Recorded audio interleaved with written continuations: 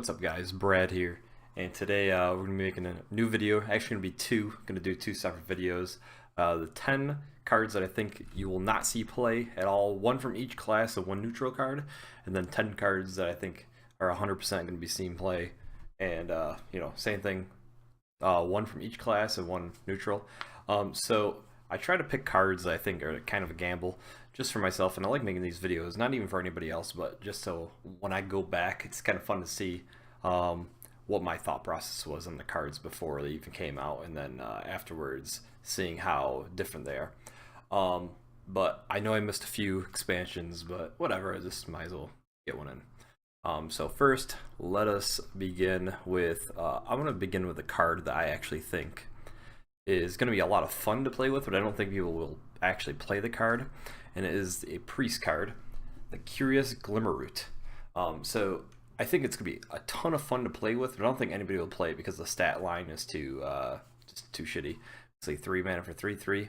Battlecry, look at 3 cards, guess which one started in your opponent's deck to get a copy of it. Yeah, pretty simple mechanic. It'll be fun to play with and get a copy of a card, but realistically, I don't think anybody's really going to play this card, especially since the quest is Death Rattle in Priest. That's another note too. I'm not going to be talking about quest at all, really, other than mentioning it and what my thoughts are really quickly through them. But yeah, so I don't see this card being played, especially since the quest is for Death Rattles for Priest. Next up, we've got the legendary card for Hunter. I think this is going to be probably one of the least played cards for Hunter, just because I think they got decent cards of this expansion, and even though this is a very strong card, I just think that what they're promoting for a playstyle for Hunter is far from this card. Basically, they just want you to play 1-drops, all 1-drops for the quest, and for everything else included. It's very fast-paced game, so I think it's a cool card, and it'll be fun to mess around with for me, especially since I just mess with every card. I don't really take it too serious, but I don't see it being played. All right, so third card here, Mage. We got Meteor. I don't think this is a bad card at all by any means.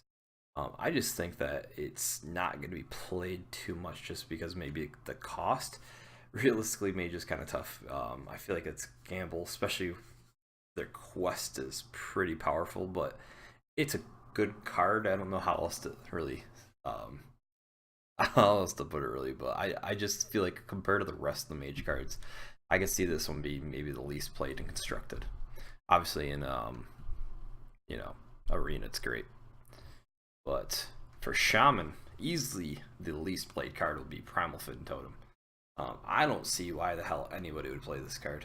I know they want Murlocs to be a thing for Shaman, and I think it can be, but I don't see why you'd want a 1/1 Murloc with this totem at all.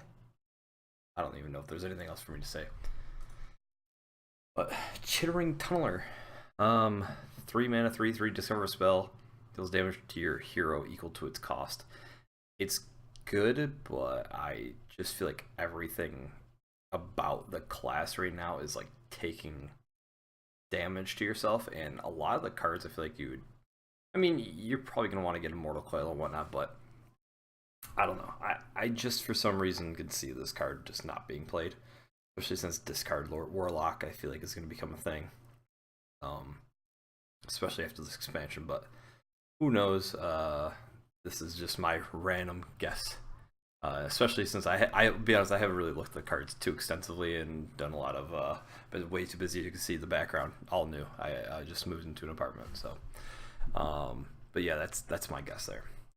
Molten Blade for the Warrior, easily, I think, gonna be one of the least played cards just because it's so random and it's kind of a dead card on draw when you're top decking because, well, it's a it's 1 mana, 1 attack, 1 durability weapon, so you can't even play it right off the bat. I don't know. I mean, I know it has potential. You can get some pretty good weapons, but Warrior has some of the best weapons already. Just put 2 Fire War Axes in there, call it a day, and maybe Arcane Blade, or yeah, whatever the hell that card's called, the 5 mana 5 attack, 2 durability. I'm not even gonna look it up. Whatever, make it funny. For Druid, the evolving spores. So adapt your minions. I just don't see this being played at all, mainly due to the fact that it's one adapt for all your minions. One adapt's worth about 1 mana, and if you're going to be adapting your minions, you have at least 4 minions on the board to adapt them to make it worth it. And I just don't see when, like, with having very high the quest wants you to have 5 attack minions. Usually it's going to be higher end minions, you know, the cost wise. I mean, you can play Magma Rager and whatnot, but I just feel like it's a slower game. Druid's always been slower. This is for like a faster deck. I just don't see it personally. Lost in the Jungle for Paladin. I think Paladin has a few cards that aren't great, but then they have a few amazing cards. Paladin's always been one of my favorite classes, and this card's interesting, but I just don't see how you'd want to play it too much. It's not bad, but it's not the greatest either. So just summoning 2 1/1 Silverhand Recruits, yeah, it's not horrible, but you know, I guess we'll see. All right, so the rogue card, Biteweed, 2 mana 1/1.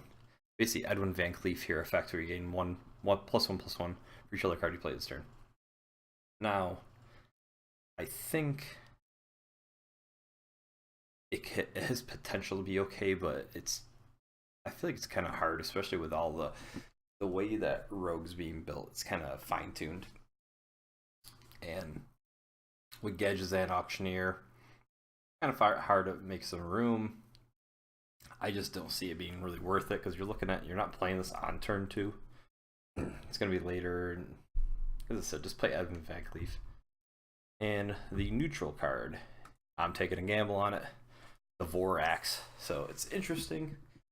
4 mana 3/3. After you cast a spell on this minion, summon a 1/1 plant and cast another copy on it. It could be interesting. There's some interesting combos that could be thought up of. I just feel it's not the greatest. I don't know. I don't feel like buffing cards too much of like a single target buffs have been too great.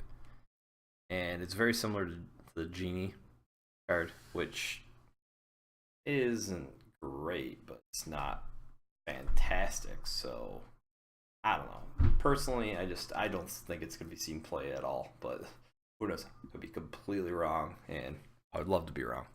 I want to see every card be great. So and obviously for the neutral card, I could have went the easier route and chose something like what's that one card called? Let's see. We'll go right here quick. These are all the list of them. I could have went to, like, you know, down here and be like, well, nobody's probably gonna play the 10 mana, the Ultra Soar, you know. But I mean, I wanted to make it more interesting video. So all right, thanks for watching, guys. Be sure to check out the next video, which is going to be my 10 cards that I think will be played 100% in the game. And they're going to be, once again, kind of gamble. So not going to be the complete most obvious cards, unless I think that it's going to be super fun to play with, and I'm really excited for it. So thanks for watching, guys. Have a great one.